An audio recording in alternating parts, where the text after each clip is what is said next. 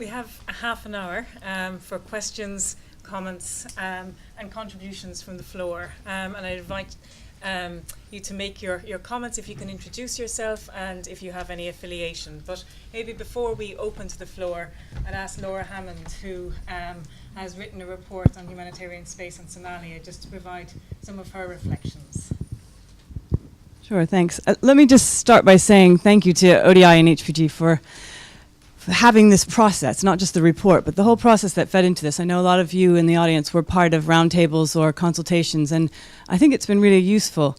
Like Mark, I was one of the people who was bleeding on about the need to separate humanitarian and political space, blah, blah, from the academic perspective. And I still think there's a point to doing that, which I might come back to. But this process has allowed me to see much more, in much more depth, kind of how politics is arranged within the humanitarian sector in a way that makes me appreciate that actually we need to have a broader discussion. So, as was just said, I, together with Hannah Von Lee, who's my PhD student working now on a related project on Somalia, wrote this report together, kind of taking our cue from the roundtable that was held in Nairobi, which was attended by various NGO, donor, UN agencies, and trying to then think through as well our own experience working in Somalia in terms of sort of what's been talked about so far today kind of play out in a country context like Somalia. Somalia is probably par excellence the place where humanitarian aid is political, and the numbers of ways in which Somalis have found ways to co-opt aid is probably unrivaled in the world, I would say. But just really briefly to say kind of some of the main points of this report, and then refer you on to it if you're still interested in it, is really what we were looking at was a kind of the discussion that's gone on over the last 20 years since state collapse about the need to keep humanitarian and political spheres separate. And in some ways, actually, in Somalia, that's been quite a successful kind of campaign. The idea of having an integrated mission, for instance, for Somalia was left by the wayside, largely as a result of the pressure put on by humanitarian agencies to keep the two roles separate. So there have been some successes in that way. But if you were to think through as a kind of intellectual project, what would happen if, in fact, the political and the humanitarian were kept separate? I think what you find is that a lot of the problems that have emerged within Somalia would persist because of the ways in which humanitarian aid has become part of the political economy of Somalia, just entrenched in terms of employment, in terms of legal and illegal business transaction, taxation, both legitimate and so-called illegitimate, the kind of resource diversion, whole range of ways in which aid is just part of the grease that makes the whole political machine function. And to a large extent, in the absence of any kind of political a kind of an economic aspect of political capital, humanitarian aid and development aid are the kind of prize that political actors are jockeying for, positioning themselves for. What you want to get as the president of Somalia is the aid budget. That's the main prize, really, in some ways.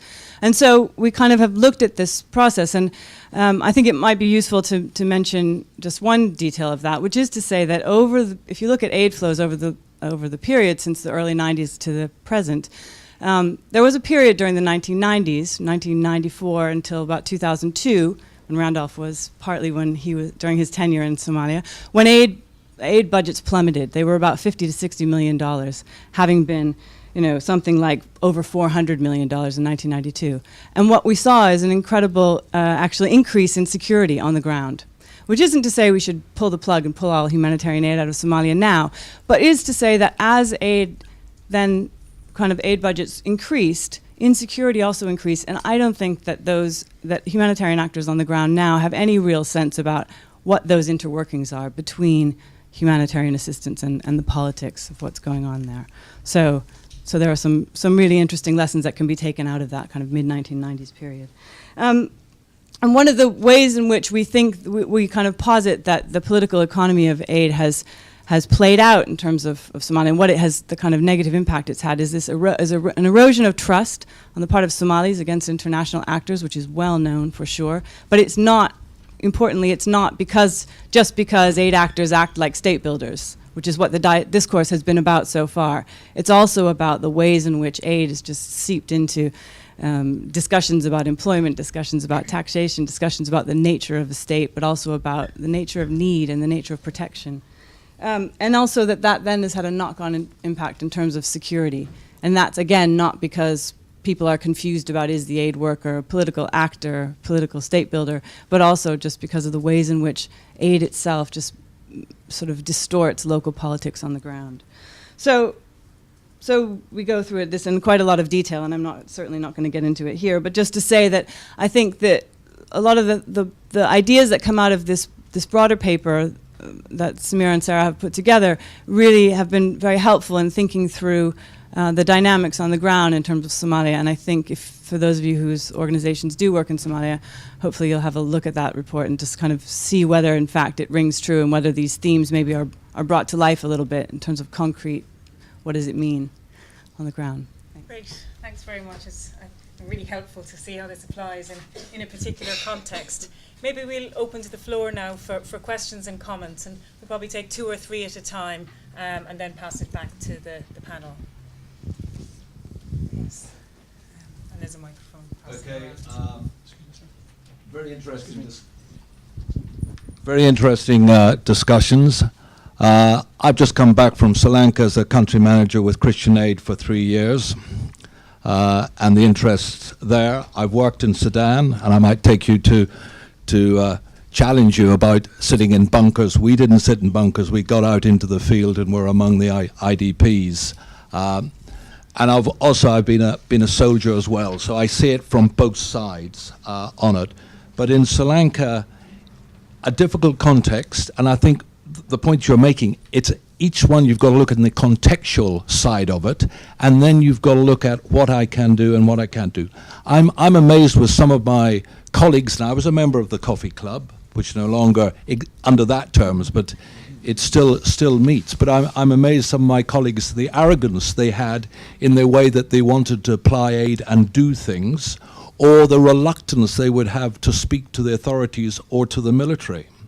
Now, Christian Aid works through national partners, so we use those national partners who know how to get in there. We got into the camps. Other INGOs couldn't get into the camps in the early days, and we could address the issues of the people. And that's what we're looking at, is how do we get the aid to those people most in need? When we were restricted to go up into the north, we sent our local staff on motorbikes with their ID card, and they got up and they could do their assessments as an individual and come back with the information. So the point I think I make here is that there is a great need to engage and talk with the authorities and get them to agree. Some things you're not going to get, but in Darfur we could get rounded. We talked with them. We might have given them something as well, but we gave them at our calling, and that helped the facility. The same in Sri Lanka. We worked with the military, and the further we were away from Colombo up in the north, the military were actually doing quite a lot of good things to help the population, but that wasn't being recognized, nor could we say at times that was being done. On the advocacy side, it's difficult in Sri Lanka, because if you speak out there, you disappear, especially if you're a national person. If I'm an NGO, my visa gets stopped, or my organization gets closed down. So you look for a third party, and there are other ways. And I would say, because we all worked in the internment camps when they were closed, we worked together as the NGOs, we worked with the UN, and we worked with the donors, and we worked through John Holmes and some of the others, and we got the Sri Lankan authorities to release them from the camps. But there are other ways that you can do it, a third party way of getting that information out, and that is critical too, to apply influence upon the governments to change their approach. Thank you. So the issue of partnership, how we use that in terms of challenges to us getting out there, and the dilemmas of advocacy. Yes. I think I'm Julie Mullins, and I work at. Hi, I'm Julie Mullins, and I work at AlertNet, the Thomson Reuters humanitarian website, and I'm a journalist. And so my question, I guess, is maybe directed at Mark. I just wondered if you could just, to put the whole thing in context, maybe to elaborate on the what you concluded with when you were sort of finishing up your talk, and you talked about how agency control on the discourse of humanitarian space, how if you could just elaborate, how is that an attack on the people who are in control of the sovereign territory, please? Okay, we'll maybe take one more.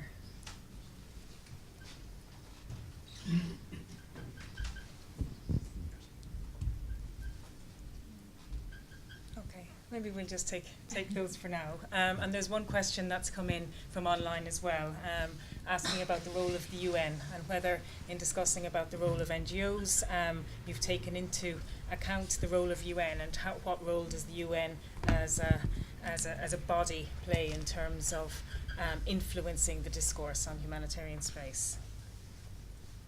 So Samir, do you want to start? Sure. And then maybe ask Mark and others.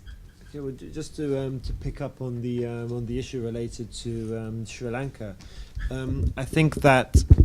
I think you're right, and I think it is increasingly important to engage and talk with the different authorities. And I guess what we were trying to get at a little bit in the report, in terms of looking at the dynamics of the system, is that often you'll find that individual organisations will go and engage with the authorities, each with different levels of what's acceptable and what's not acceptable, taking into account their own compromises, despite the fact that maybe at the kind of system level there's been these agreed norms in terms of basic operating rules for the country or joint operational frameworks for principles. And I think the fact that organizations then can go off independently and negotiate their own access, often much more on a tactical engagement rather than a strategic engagement, means that it is very easy for authorities to play divide and rule tactics with organizations. I think we see that in Sudan, you see that in Somalia, but you also see that in Sri Lanka as well. And I think the challenge that I was mentioning before is that how humanitarian organizations can engage with each other at a strategic level so they are in a stronger position to negotiate and influence the authorities. And once again, in terms of the bunkerization, I mean, there is obviously diversity within the system, and I'm not suggesting that every organization takes that approach, but what we try to do in the report really is try to kind of highlight some overarching trends that we're seeing, and we're seeing that that's increasingly the case, particularly for UN agencies. And with regards to the role of the UN more specifically, I think that they also share this discourse of shrinking humanitarian space. They're often dependent on their NGO partners to actually be operational, which essentially means that they're also dependent on the discourses that are coming from the NGO communities as well. So I think that they're kind of the fact that they're part of the same networks means that they do share this discourse, and the responses that they see in terms of trying to address them are often very much reflected in the same narrative of how to stay and deliver as opposed to where to leave, and indicative of this more technical approach. So when things go wrong, we saw that since 2005 with the humanitarian reform process, there's an overwhelming focus on technical issues to the system. So how to improve coordination, how to improve leadership, and I think we see that now with the transformative agenda of the IESC. And I think that there needs to be much more of a focus of how to address the much more wider political challenges, and particularly the fact that the humanitarian sector is quite susceptible to political capture in these difficult environments. Randolph, did you have any thoughts or comments to the questions? Let me just focus on one and a half, so to speak. I think that we really do not know, if like all the potential assets that the military can offer in an increasingly vulnerable world. And when we talk about humanitarian space, I'm assuming, and it's not merely what we call conflictual areas, but it is vulnerable areas where, if you like, populations are affected. And with that in mind, I think the military should be seen in various ways. How does the military do strategy? How does the humanitarian sector do strategy? I think we could learn an awful lot from the military. Surge capacity. Okay, well, look how well we did in the Horn of Africa. But now you've got the Horn of Africa, you've got the collapse because of an earthquake in San Francisco, and you also have another tsunami happening virtually at the same time. How are you going to deal with that, and who are you? I'd suggest one could learn a lot about surge capacity from the military. Also, transformation. One of the things that fascinates me about this community is how much we talk about all those innovations which we really have never done. We are highly uninnovative compared to other sectors. for a variety of reasons. But look to the military in terms of the way they can change the way they do things for 100,000, 200,000 people because there's a new weapon. Now, that's not the point of the new weapon. What is the point is, how do we transform ourselves? And this is what the military does a great deal. Finally, the UN role, a very, very important question. I don't think that the transformative agenda is a transformative agenda. I think it fits into your report with all the failings that, if you like, you point to the system in general in your report. What the UN has a whole different kind of role that it should be looking at. Types of vulnerabilities, advocacy, new ways of doing things, innovation, monitoring impact, get away from delivering. There's enough groups out there that can deliver. Withdraw from that competitive system and really change the way you do things would be my answer for the UN. Mark, you want to come in Yeah, here? maybe just to respond to Julia. I use the word attack, and I think really it almost has to be seen as that to a certain extent. You know, imagine even just looking at the recession here in the UK, if every time you watch the television or listen to the news, the people talking about the recession here and explaining it were, you know, there was someone from Kenya and somebody from, I don't know, Senegal and somebody else from Bangladesh. And that was it. That's all you ever saw talking about the causes of the recession here. I think you'd probably start feeling, you know, what do these guys know about any of this? You know, and how is it they're defining our recession? And I think even in its most benign form, you know, we understand the power of BBC and AP and Reuters and the major news agencies, and we, in the humanitarian circles, I think we do a very good job of making sure our discourses circulate quite well. And I think the report, I believe, hints, and maybe it says it explicitly, part of the reason for that is we're in a competitive market and we need to position ourselves in that market for our own funding. And I think to a certain extent we justify the means with yens. Yes, if we're going to deliver goods, we need to receive money. So even in its most benign form, it's sort of who gets to define, you know, what happens when an earthquake hits or when there's conflict. But then I think there are certainly forms of it that are less benign, where, you know, it is, you know, the people like, and they're certainly not humanitarians necessarily, but, you know, people with last names like Prendergast and Clooney who define, you know, the criminality of the Sudanese government to the rest of the world.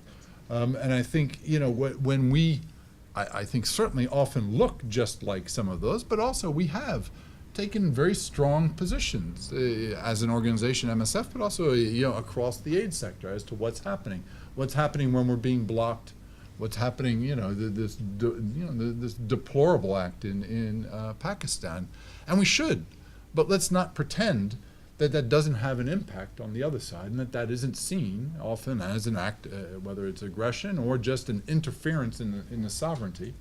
And of course, this is that very, very, wicked problem defined by some people, because at the same time, a government saying everything's okay here and nobody's dying, the rest of the world is somehow subject to a mass delusion about the sheer numbers of people dying in our community. I mean, that's also not right. And just to be on the ground, to be treating, children and old ladies and all kinds of things, for shrapnel wounds, and to be seeing the dead and not to say something about it is also a problem. So I think it's just understanding that we're not the benign actor, and that we are negotiating in a very complex political space. And I think the gentleman talking about Sri Lanka, it's an example of, if something in the world has changed, it's that we seem to realize and recognize the extent to which countries, nations, governments aren't going to put up with us simply talking about them, you might say, just to say it very simply. And one reason is because the finances and balances of world power are changing, and they don't have to put up with it anymore. But other reasons are that very simply we have worn out our welcome in terms of the way in which we will speak. And I was there when the agencies were being evicted, thrown out of March or May. May 9, 2009. From Sudan, and a very difficult moment for agencies. But the extent to which many people on the ground felt, a sense of triumph of finally getting rid of some of those Western neo-colonial irritants. I mean, that was kind of surprising, and it wasn't just, of course there were people who lost their aid and things like that, but to be on the wrong side of that power equation, and to be really seen in line with a much larger Western protectionist, interventionist agenda, and that manipulation of all that protectionist language in order to control and dominate and exercise power. When you end up being part of that, it can be fairly aggressive, I think, and so it's exactly what agencies now have to grapple with inside. I think this book is very, very clear about the choices we took, for instance, in Sri Lanka, and we are not a monolithic organization. There are people who call that the worst decision we ever made, and there are people who call it, the new reality. But I think the point is that we need to make these choices deliberately, and we need to be very aware of a much larger set of factors than what we've been doing in the past in terms of our analysis. Okay, thank you. Who opens the floor for another set of questions? Maybe first Sandrine. Hi, I'm Sandrine from MSF. Actually, I think probably my question or comment is really more maybe for Randolph. We've been at MSF, we're at the moment doing a sort of internal work on looking at how this aid system is changing and looking at our positioning within that. And yes, we do agree that there is a great number of states that can do it for themselves. There are many more agencies, local NGOs, as well as international non-European NGOs who are present. But we still found this so we've got this kind of expansion of humanitarian response. And if you look at the Global Humanitarian Assistance Report, the numbers also attest to that. But at the same time, our field teams are saying, we're on our own in some of these places. And I'm talking about Central African Republic, Chad, and those kind of places that are not on the new actors map.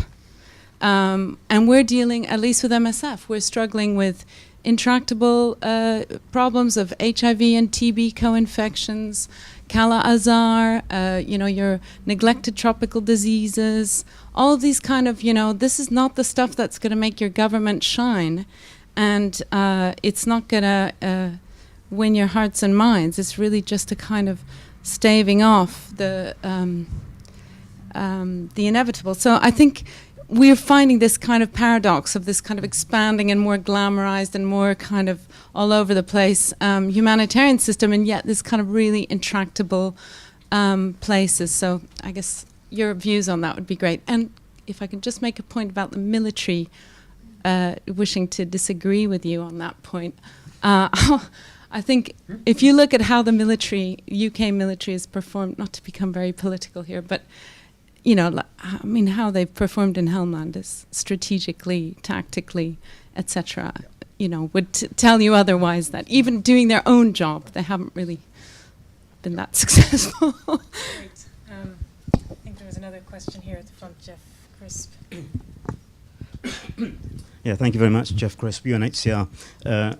3 quick points. Well, firstly, let me echo Randolph's appreciation of the report. I think it's a really great report. I found it quite frustrating. Normally I can find something to disagree with when I read something. This one I couldn't, which was very frustrating. I think the report does a great job of kind of exposing the kind of weaknesses of the whole shrinking humanitarian space discourse. I think we probably need to understand how we got into that discourse in the first place. And I think it's partly because all of us who write about humanitarian action tended to agree with each other, so we were kind of self-reinforcing each other. But I also think it says something about the kind of humanitarian policy research in the sense that it's always been totally ahistorical. And I think more historical research would have revealed the weaknesses of the claim that humanitarian space was shrinking. And I'm reminded of another dominant discourse, the one that we had in the 1990s, which I call "since the end of the Cold War" discourse. You know, in the 1990s, almost every article on humanitarian action started with the words "since the end of the Cold War." It assumed that everything was new and different after 1990. When we went into the UNHCR archives and looked at Biafra, looked at Rwanda and Burundi in the 1950s and 60s, we found that most of the issues were not so much different. So I think more historical research would be very useful. I often propose this to students who come to see me. Their common reaction is, I'd love to do that, but A, I won't get funding for it, and B, it won't help me get a job. But I think we have to get away from the situation where we're only concerned about what's happening today and tomorrow and rather than yesterday. So more historical research. Second, I'd like to ask the panel, is there a kind of linkage between the dominance of this shrinking humanitarian space discourse and the whole pressure on humanitarian agencies in terms of accountability and performance? Because it strikes me that the more we're forced to justify our existence, justify our expenditure, demonstrate our impact, the more we're looking to manage expectations downwards. And we're trying to find excuses for situations in which we don't perform. So it's very easy to explain away lack of performance by saying, well, we'd like to have performed better, but government's got in our way, non-state armed actors got in our way, the lack of humanitarian space got in our way. So I think probably subconsciously we're using the humanitarian space argument as a justification for poor performance. Perhaps it's justified, I'm not sure, but I think that's the case. Then thirdly, very quickly, you mentioned this whole notion of surrogate state that we introduced a few years ago. And I would stand by, I think it's to some extent helpful, but I think in retrospect it was somewhat overstated. And if I'm looking, for example, now at countries, refugee programs in countries like Sudan, Ethiopia, Pakistan, Iran, in fact you have very large government refugee agencies in those countries, almost in some cases fully funded by UNHCR. And I would say rather than becoming surrogate state, we've actually become integrated into the state. Great, and I think we probably have time for one final question. I'm sorry, the man behind you was in first. Thank you very much. My name is Ala Askouri. I'm originally from Sudan. I'd like to thank the author of the report. I think it's a good work. But in all the report, some aspect may not, or my understanding, not that sharp, so to make a comment. But my main concern is about the point between sovereignty and right of access. I think that has been the case mostly in Sudan. While I was in Sudan in 1985, I worked in Darfur with many NGOs from the United States, from Europe, from Australia, and different countries, and they did a good job. Maybe at the time there was no armed conflict. We have seen now the conflict in Darfur and the struggle between NGOs and the government of Sudan, and unfortunately that's been repeated at the moment in the Nuba Mountain and in the Blue Nile, where the government at the moment is denying access, or NGOs access, to more than 500,000 people affected by armed conflict in these two areas. The question is there is nothing new about the government of Sudan, but I'm a little bit worried that international NGOs look to me like a little bit scared of the government of Sudan. That's the impression I have, simply because I saw no position, and I think most of the people here work in humanitarian NGOs. Since last October, people from those areas, Blue Nile and southern Kordofan, have been asking about humanitarian access for the people displaced by the government. Up to this moment, correct me if I'm wrong, I haven't seen a single statement from European NGOs asking to have access to those two areas. Neither collective stand nor a single stand from the government. And that's what prompted me to say that I think international NGOs are now a little bit scared of the government of Sudan after they being kicked out from Darfur or other places, and It may looks stop to you me, there just yeah, by like conscious in of a limbo. time. I'm finished. In a limbo, trying to, to appease the government of Sudan. So and I think that is not the right approach. Thanks. Okay. And just, Sarah just wanted to make one final comment before we pass back to the panel. Thank you, Sarah Pantriano from HPG. Just a quick reply to Jeff, but let Samir say more about our history project. We are trying to do something with the history of the sector, but I'm sure Samir will say more about this. Just a quick question to Randolph and Mark. First of all, I'm really pleased that you think that the report does help dispel some of the myths that we do harbor in the sector, and that it can help our self-reflection. But what would you recommend the HPG does, in partnership with other think tanks and operational agencies, to make sure that the report doesn't just become a slightly different perspective on the shelf, and that we really, try and promote some serious, reflection in the sector about it? Okay, great. Randolph, maybe ask for your comments, then Mark, and then Samir, if you want to make some concluding comments. Fine. Let me just, I think the point that you made by MSF, very, very important.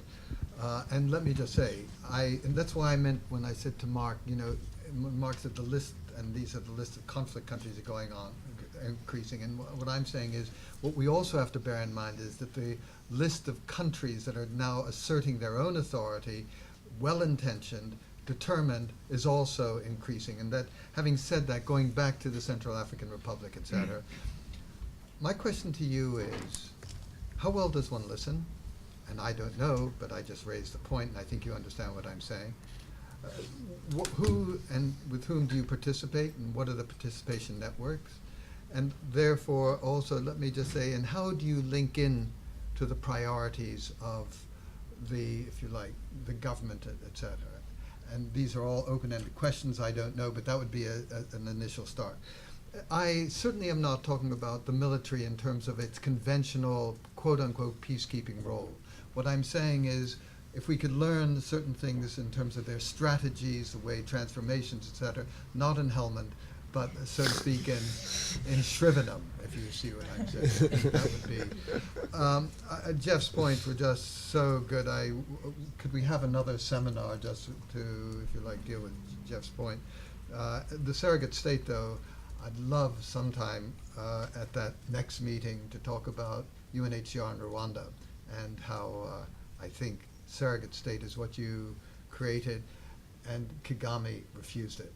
But more of that at a different time. And Sarah's point, I mean, what should one do with this really outstanding piece of work? First of all, I think I'd take a look at my distribution networks, my dissemination networks.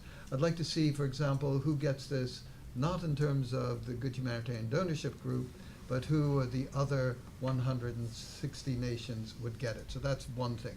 I think also it'd be really interesting to find the funder to actually have this, if you like, seminars, if you like, whatever you call these things, workshops, etc., in Beijing, in Rio de Janeiro, in wherever, etc., in Sudan, wherever, for example, one could really test out these, if you like, propositions and build upon it from there. I think it's a living document, and if you're ever looking for someone to support your efforts, we would be delighted. I think it's very, very good report.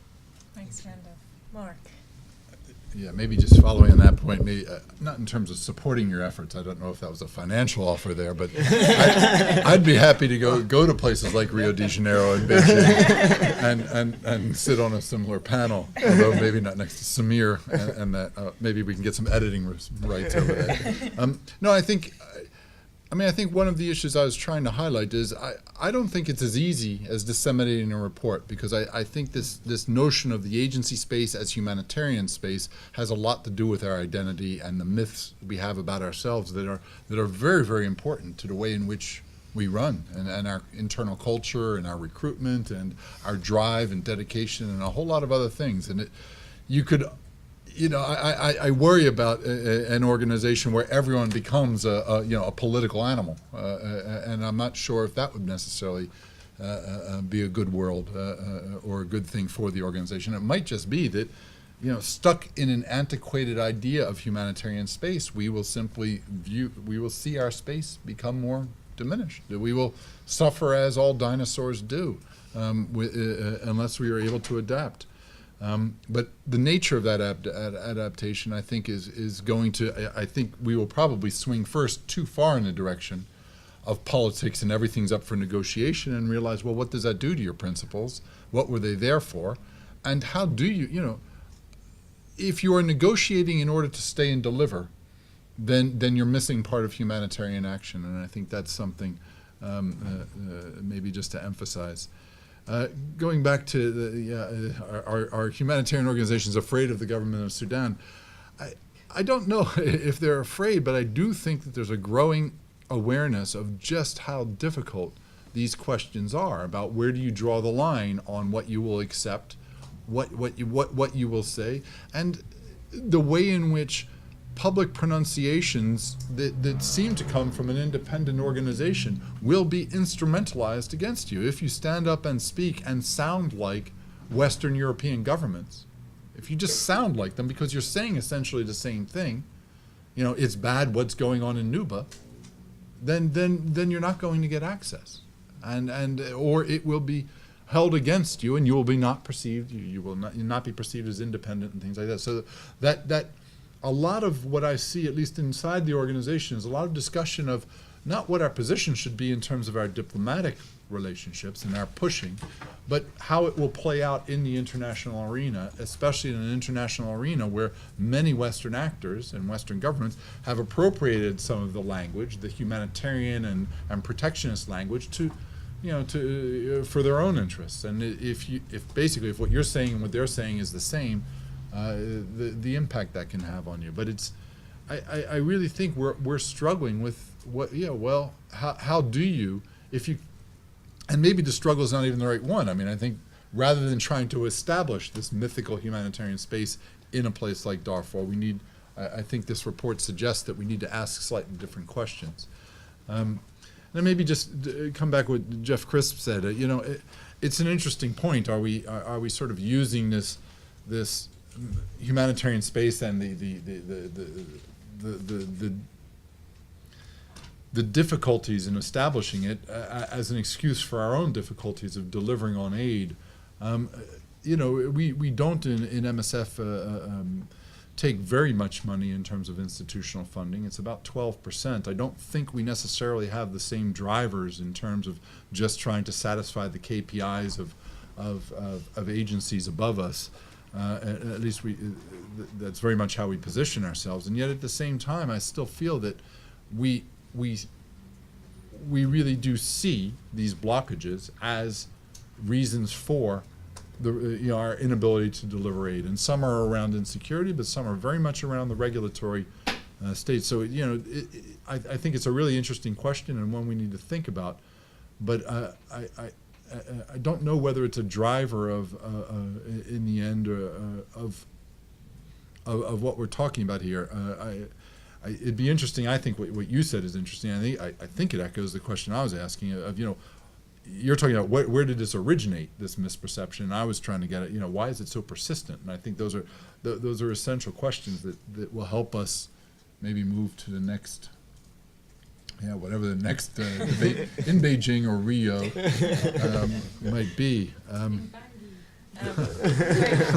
Thanks, Mark. I'm conscious of time I'll here, leave it my there. poor timekeeping ability as a chair. So, Samir, your final comments. Okay, well, maybe just to touch on what Jeff was talking about, whether the shrinking humanitarian space discourse perhaps kind of is an issue of accountability. And I'm not sure whether you could perhaps take that argument maybe a bit too far, but I do think the discourse does free humanitarian organizations from responsibility and kind of, in a sense, challenging their own space. And I think that's why we've said, there's lots of external issues such as stabilization, counterterrorism legislation, the role of, certain national governments that are important and we focused our research on. But we really wanted to kind of draw home this point about, well, there needs to be much better introspection of the international humanitarian system itself to really get a clearer and a kind of a more wide-reaching perspective on issues related to humanitarian space. So I just want to echo that again. With regards to history, once again, couldn't agree more in the sense that most discussions are ahistorical. They fail to take into account, the history of the Western humanitarian sector itself, some of the debates, some of the challenges, the role of the principles. I mean, the principles were codified in the 1960s. So, there's a lot of thinking about, well, how did those principles come about? Why were they codified? All these questions that I think that a historical approach is increasingly important. And an HPG here, we've started a project to try to better understand the humanitarian sector's history. But as we started to look into the history of the humanitarian sector, it was actually quite striking how much even the academic literature is focused on the kind of Western-centric history of the humanitarianism. So what we're trying to do is trying to say, in the period where everyone's talking about how do we engage with non-Western actors, is also trying to say, well, if we are going to engage with these actors, which are not new, they're not non-traditional, but in fact have very important traditions in history, how can we understand their history? How do we understand their principles? How do we understand their experiences and their evolution today? And that perhaps is a much better basis for greater engagement and dialogue, even on this issue of humanitarian space, recognizing that in a diverse world, there's probably going to be diverse understandings of humanitarianism, and that's actually probably a good thing. So I'd like to leave it there. Thanks. Okay, thank you. I think I'll close now. We're over time. I know that there are other questions from the floor. I'm sorry that we weren't able to take them. There've also been a raft of comments coming at me from online, from all our listeners and contributors there. So to thank them for their questions, and sorry we weren't able to address them. But it's been a really rich discussion, I think, and a fantastic presentation. So add to the congratulations to you and to Sarah on a great report.